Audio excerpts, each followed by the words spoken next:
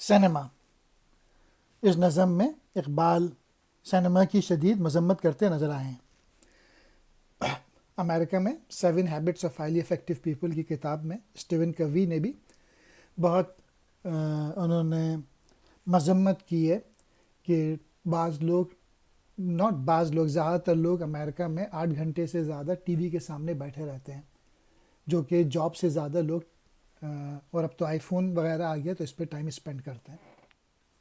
وہی بت فروشی، وہی بت گری ہے، سینما ہے یا صنعت آزری ہے، وہ صنعت نہ تھی شیوائے کافری تھا، یہ صنعت نہیں شیوائے ساحری ہے۔ بت تراشی عملاً صنعت نہیں بلکہ کافری کا ایک طریقہ کار تھا، جبکہ سینما بھی کوئی صنعت نہیں ہے بلکہ عملاً جادوگری ہے۔ عزر جو تھے وہ حضرت ابراہیم علیہ السلام کے والد تھے اور بت تراش تھے، اور اس حیثیت سے ان کا نام آج بھی تاریخ میں موجود ہے۔ جس طرح عزر بت تراش کر کے ان کی تجارت کیا کرتے تھے، آج کے عہد میں سینما بھی اسی نوعیت کی تجارت ہے۔